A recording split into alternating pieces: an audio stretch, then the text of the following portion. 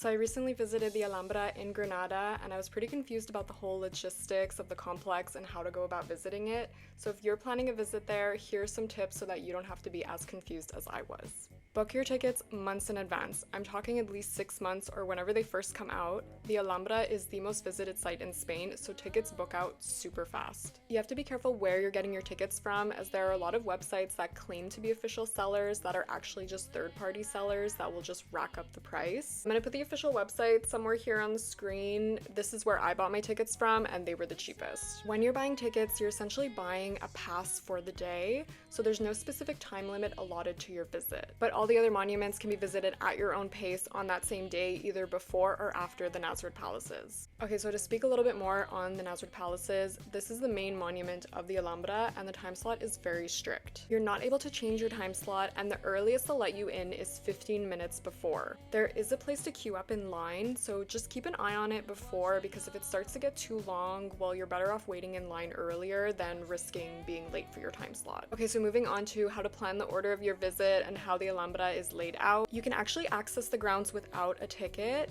They only scan your tickets once you enter each monument, but that also means that you can't revisit any of the monuments.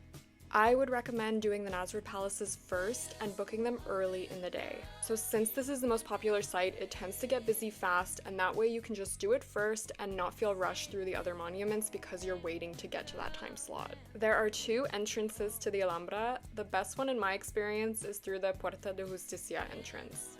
On one hand, it's the pedestrian entrance leading into the complex from the city center, so if you're already staying in Granada, it's super easy to access on foot. There's also no wait here because you don't have to scan your tickets to get in. You can pretty much just walk in and go straight to the line for the Nasrid Palaces. On the other hand, this is the entrance where all the main monuments are concentrated. The Nasrid Palaces, the Alcazaba, and the Charles V Palace are all here, and those are probably the monuments that you're going to want to start with anyways. The other entrance is the main one. It's the pavilion entrance, but it's located on the opposite end of the complex, which is convenient if you're arriving by car, but not so convenient if you want to walk to the Alhambra or if you want to do the Nasrid Palaces first. This is where the Generalife is situated, and I would say it's about a 10-minute walk to get to the other monuments from here. I think the best way to experience the Alhambra is by doing the 3 monuments through the Puerta de Justicia entrance and then ending with the Generalife, where you can then exit through the main pavilion entrance and visit some of the surrounding attractions in that area. For example, there is the historical palace and garden complex Carmen de los Martires that is free to access and very beautiful. Those are the tips that I have. If you have any more questions, feel free to leave a comment, and if you've listened this far, thank you so much.